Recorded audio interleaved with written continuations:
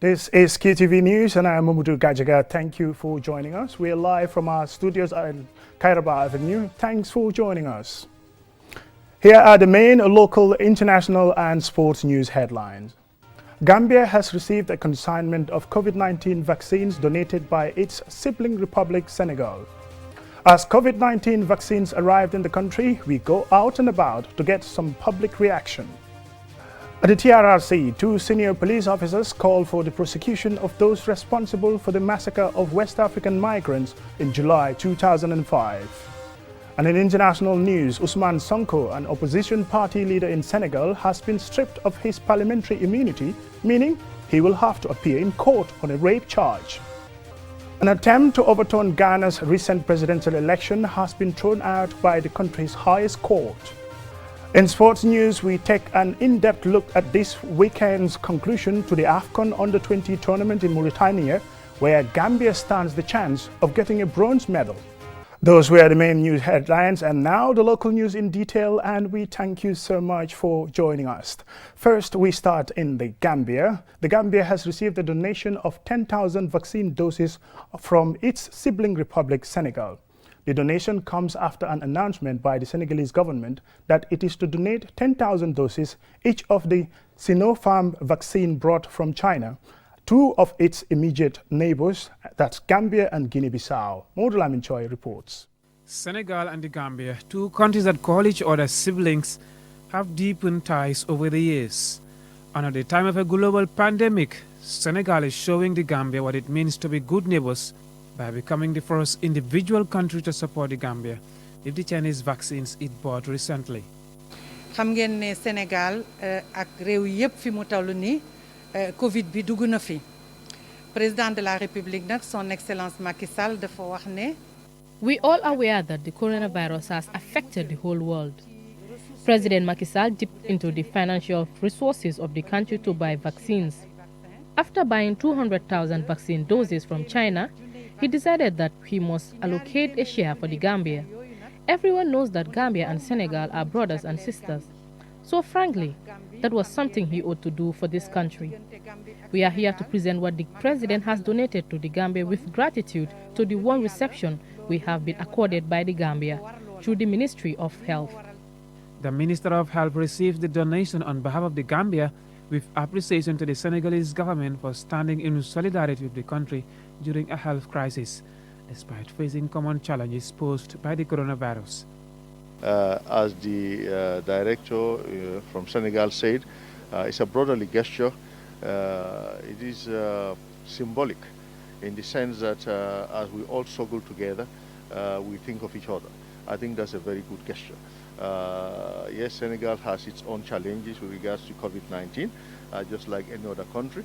But the fact that they got these vaccines and they decided to give some to the Gambia, 10,000 doses, and some to another country as well, is a big plus in our relationships. A prevailing public health threat in either of the 2 countries has the potential to creep into the order and affect their population, given the geographical proximity of our borders and our trade routes, which involve frequent movement between our countries. It is very important that the Gambia and Senegal collaborate in a lot of areas, more so the healthcare, especially in pandemics. If you control the disease in one country, it is in the other country, we are not still safe. So it is our responsibility to do it together. So Senegal has demonstrated that, and we thank the people, the government and the people of Senegal. The list of countries to have bought or received this vaccine from China includes Zimbabwe, the Czech Republic and the United Arab Emirates, all of which also gave a regulatory approval to the vaccine. The UAE had reported that the vaccine was 86% effective, according to interim results of its phase 3 trial. It is also reportedly approved by the WHO, though it is still unclear when it will be delivered. For the Sinopharm vaccine to be approved for use on our population, it must be assessed by the Medicines Control Agency. Mohamed Lamin Chai, Qtv News. Good gesture there from neighbors Senegal. And still on COVID-19, the arrival of the COVID-19 vaccines in the country has been received with hope by some members of the public. Ahead of the vaccination rollout, QTV's Mamudulamin Choi has been out in the streets to sample public opinion about Gambia's plan for vaccine rollout in the coming days. In the next few days, the COVID-19 vaccination campaign will begin in the Gambia following the arrival of the first and second batch from the COVAX facility and the Republic of Senegal. It is unclear who will be first in line for that shot in the arm. What is clear is that priority groups of the population will be targeted. The availability of vaccines in the country has brought a sigh of relief for this person who has hopes for the resumption of our normal lives. I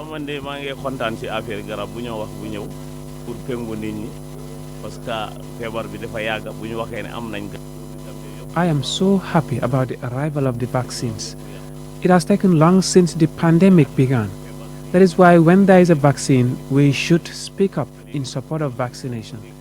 Since I was born, I have never seen a disease like the coronavirus. So, after hearing the news of the availability of vaccines, I am so excited.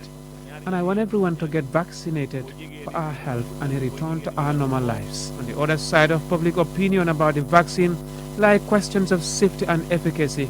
Those with the questions give their answers on what they think needs to be done by the Ministry of Health after the arrival of the vaccines. If they have examined the vaccine and are sure that it should be given to the citizens of the country, including themselves, we will accept the vaccines to be inoculated on us to protect our lives in order for us to live long. Let the health officials not be overconfident that the vaccines are from abroad. We should do a thorough review of it before administering it to the population.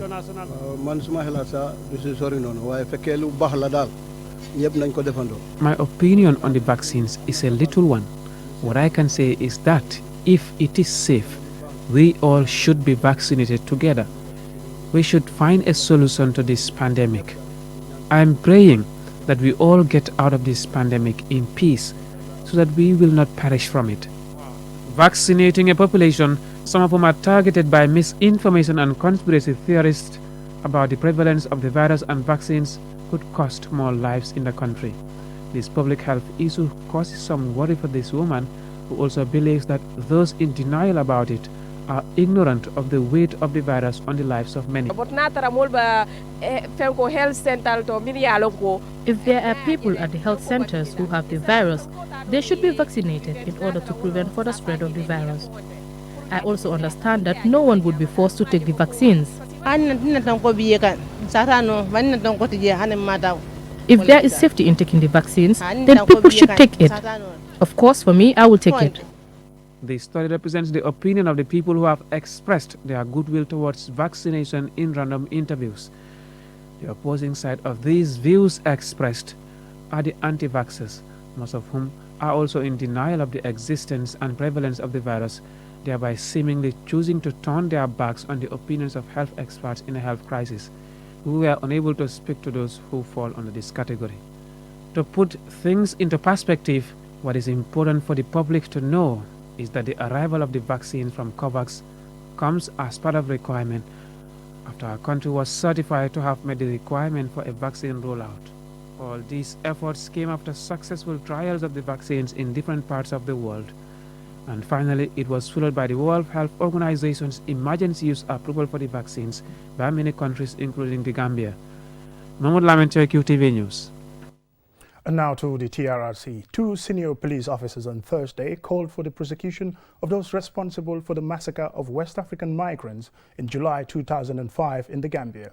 They were testifying at the ongoing TRRC public hearings. Ansumana Isonyasi has more. Testifying in connection to the July 2005 massacre of over 50 West African migrants, including 44 Ghanaians, Lamin Cham and Bouakat Bah, both senior police officers told the Truth Commission on Thursday that government had orchestrated schemes to cover up the unlawful killing of the migrants who were summarily executed after they were mistaken for mercenaries. In his testimony, senior police investigative officer Lamin Cham said he personally took 3 of the migrants, Eric, Estienne and Daniel, all Ghanaian nationals, to the police serious crime unit where he obtained statement from them and later returned with them to the Navy headquarters where they were first detained. The witness went on to reveal that the migrants were being maltreated while under custody, and he submitted in evidence a diary containing names of some of the migrants, telling the commission that he decided to keep the diary after diaries of several police stations, including Bara, Brusubi and Fatoto, were destroyed. Why did you keep the diary? The first reason why I kept the diary was for my own security. The other reason why I kept the diary was because of the fact that the state was bent in covering up all trace about the migrants. And I have seen diaries exhibited. Next to testify was Bouakar Ba. He told the Truth Commission that he led the arrest of the migrants and personally wrote down their names at the Bara police station on July 22, 2005. Furthermore, the witness says he crossed to Banjul in the same boat with the migrants and some officers, adding that the migrants were handcuffed and forced to sit on the floor while in the boat. At the Navy headquarters, he also corroborated evidence by other witnesses that they were maltreated before they were taken away by soldiers from the state guards. The following day, he says he was informed by his superiors that some of the migrants were killed, and went on to reveal that in the days that followed, he was severally called by the Inspector General of Police Usman Sonko, who had instructed that they transfer all entries in the station diary to a new diary except the migrants' case, in a bid to cover up their killing of the migrants. And he went on to narrate how he had to leave this country following threats to his life. To reveal the truth regarding these migrants. What happened to these migrants? It's unbelievable. Those who are responsible for this act should not be forgiven. He also revealed that monies collected from the migrants was handed over to the Crimes Management Coordinator, Abunjai. Ansmane Sonyasi for Qtv News. From that TRRC story, we will take our first commercial break, but still to come, we have some more local, international and sports news headlines.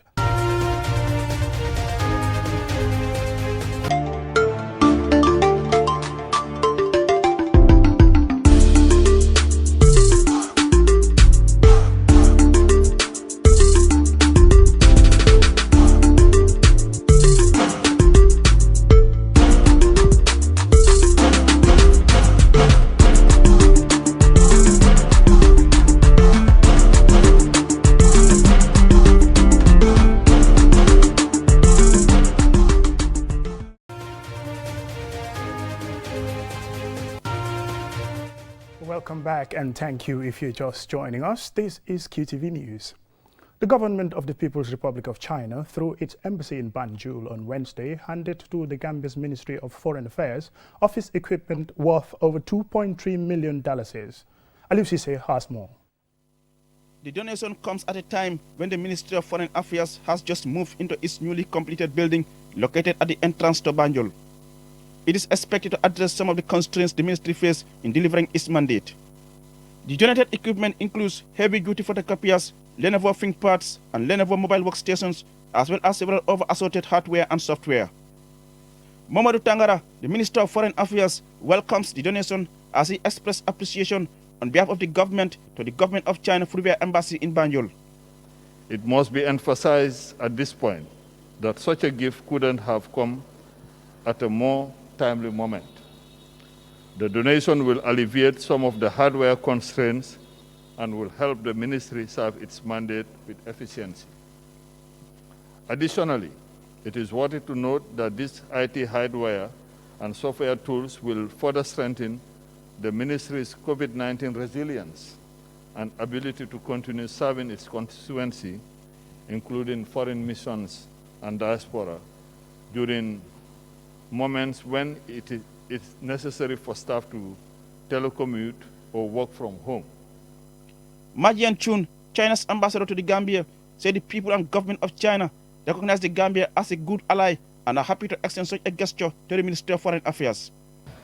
Our two countries share the past history of colonialism and extreme poverty.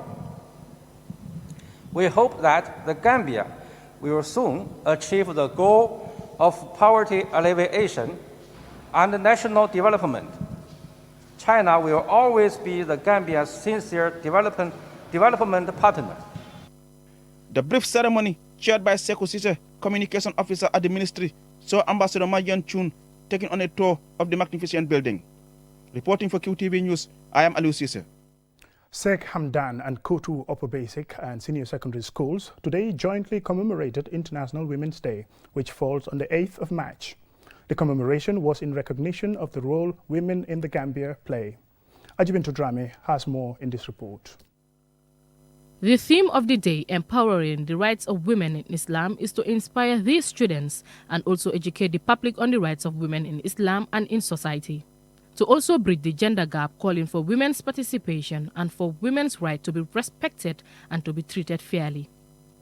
Momodu Jallo, a teacher at Kotu Upper Basic School, gives examples of women who created positive changes and inspiration, including the likes of Kamala Harris, Michelle Obama, Fatou Bensouda, among others. Our today woman is a woman who is dignified, who is honored, and who is empowered by all sense of the word empowerment.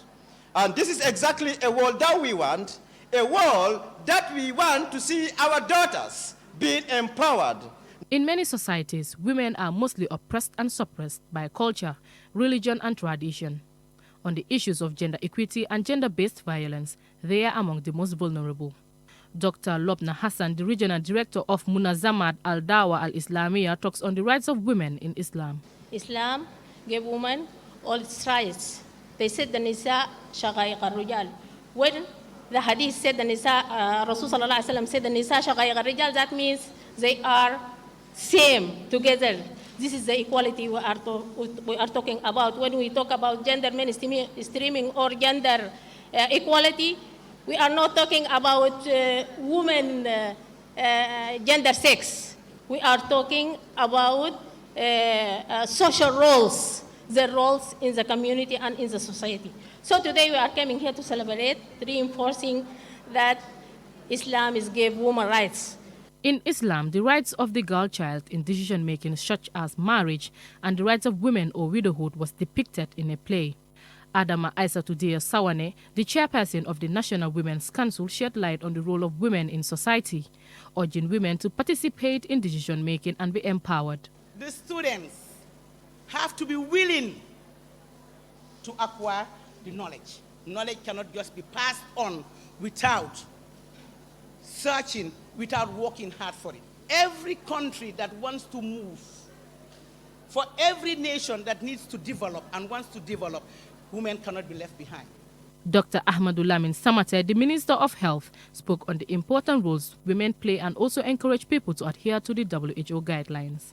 You go to the mom to get her blessings. That was my next step before I went to work, to go to mommy, and mommy greeted mommy, and mommy prayed for me.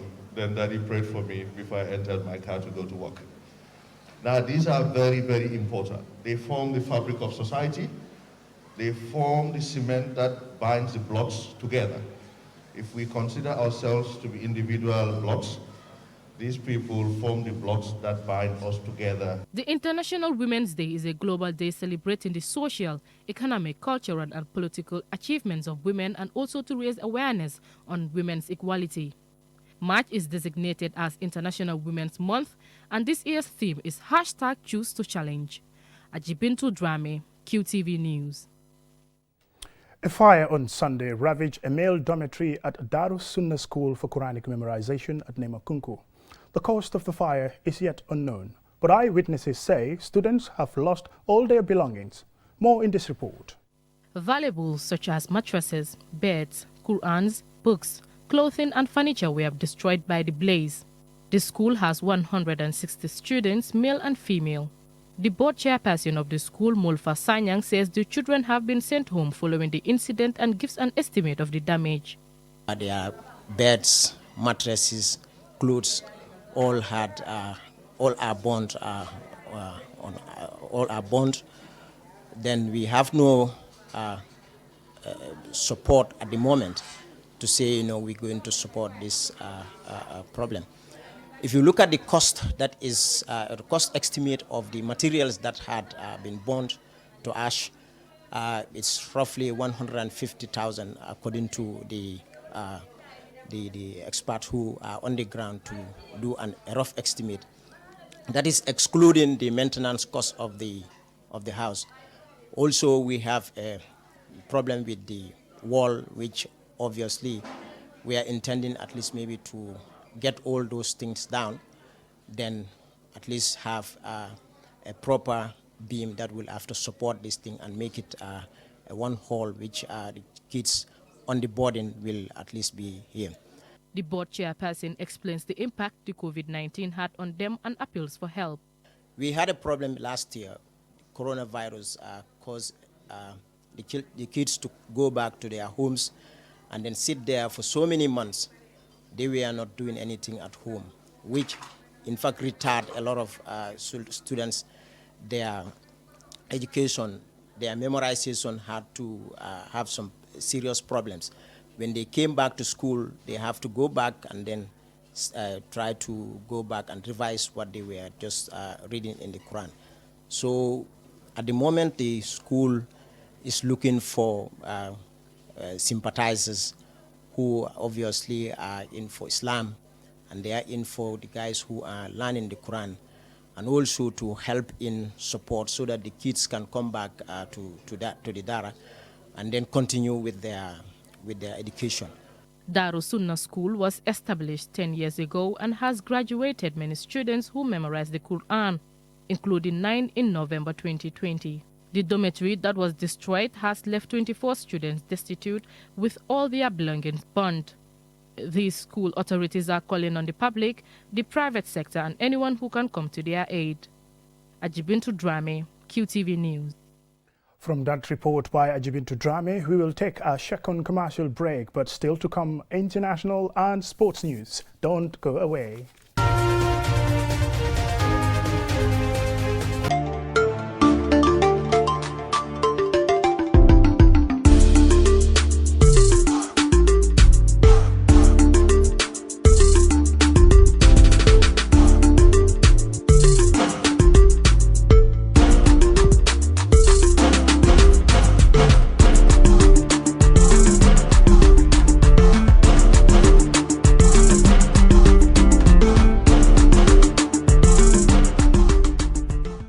Welcome back, and if you're just joining us, this is QTV News. Now to some international news stories.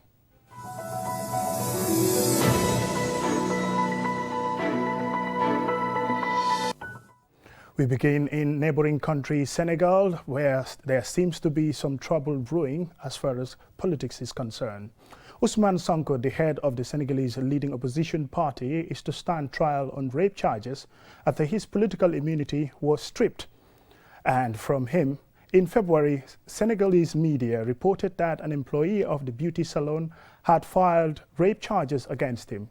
Here is a report on the case by Mamadou Mbodj, and later on we would be speaking to Mamadou Chor, Senegalese journalist.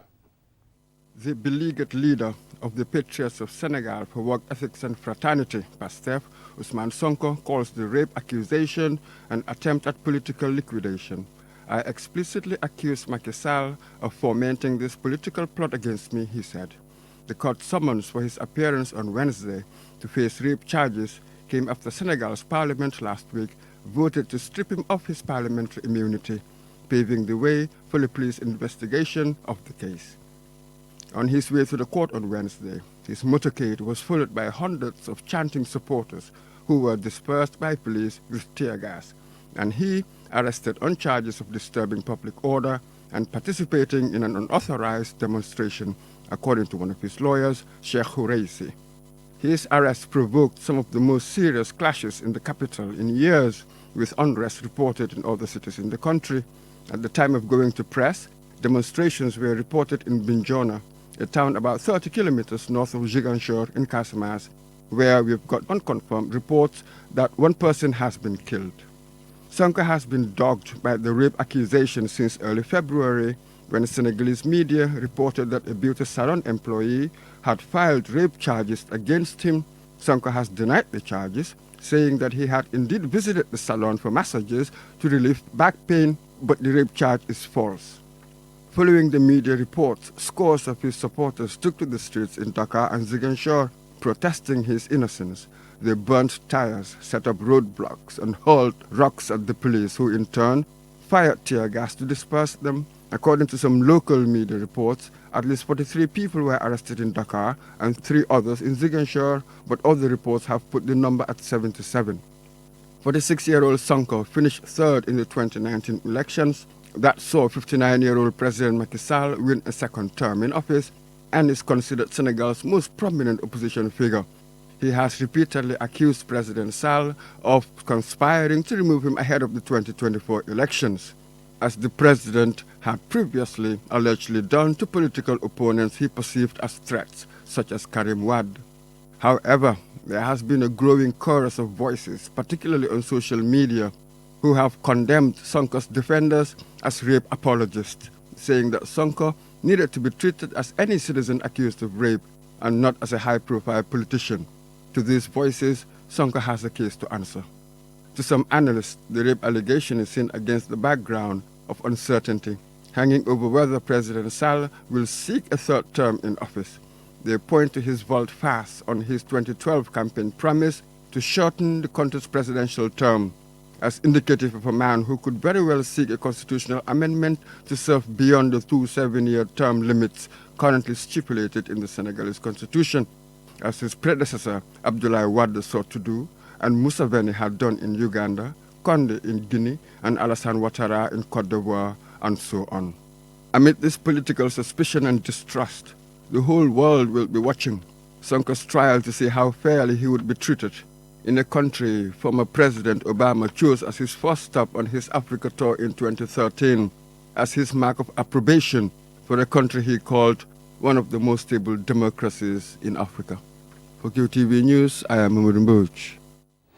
Joining us on the line in Senegal is Senegalese journalist Mamadou Chor. And Mamadou, if you can hear us, you're live on QTV. Tell us about the latest in Senegal.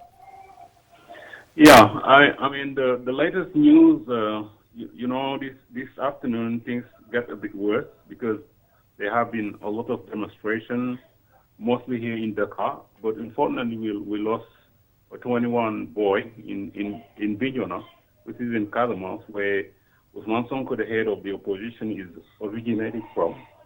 And at the time I'm speaking to you, there is a lot of looting around Dakar. So all these big supermarkets belonging to France, like Auchan, named Auchan, and the total gas station has been sacked by demonstrators. And some of them even are still, demanding the release of Ousmane Sonko from custody. And the situation is still tense. We don't know because there have been a lot of, violence around the city.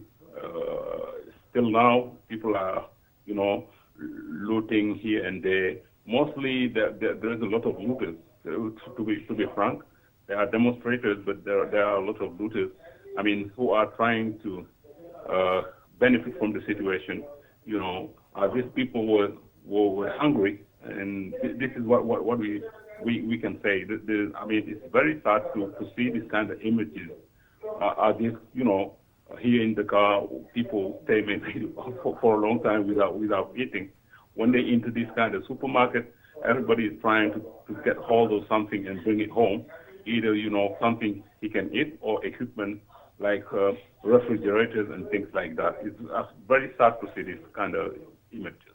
Some real trouble there. But tell us about this issue of being politically motivated concerning the rape charge that has been levied against Ousmane Sonko and his subsequent arrest, and also needs to appear in court. Tell us something about that. One of the lawyers of Ousmane Sonko was just speaking live on one of our private TV, and the latest information regarding Ousmane Sonko is that the judge who was in charge of, his case yesterday, who was supposed to receive him yesterday, decided that he cannot no longer take care of his case. So a new judge is, taking care of, this case of rape. So what this new judge decided just maybe 2 hours ago, he said that Usman Sonko has to come and see him face to him right away. Otherwise, tomorrow morning, they will, if he will or he will not, they will come and take him from where he is currently in custody at the gendarmerie in Coloban.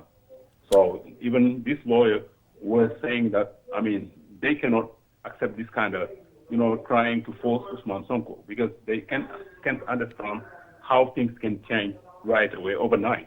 Because the first judge who was supposed to receive him yesterday, I mean, he is no longer in charge of this case of rape, which bring all these kind of turmoil in the city. Mamadou Chor, if I can just jump in here, just on a final note, Mamadou Lamine Diallo is a political expert in Senegal who talks about the unconstitutionality of stripping him of his parliamentary immunity. Tell us something about this.